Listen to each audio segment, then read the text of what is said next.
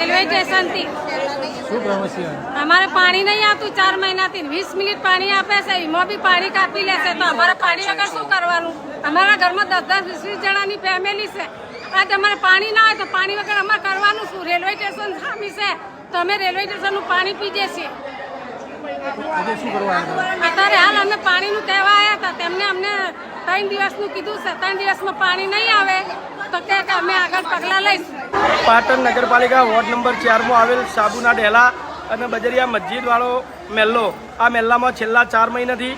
પાણી 20 જ મિનિટ આવે છે જેની વારંવાર રજૂઆત સ્થાનિક કોર્પોરેટરો અને નગરપાલિકાના અધિકારીઓને વારંવાર સ્થાનિકો દ્વારા કરવામાં આવી હતી તેમ છતાં તેમના પાણીનો પ્રશ્ન હલ ન થયો હતો જેથી આ તમામ મહિલાઓ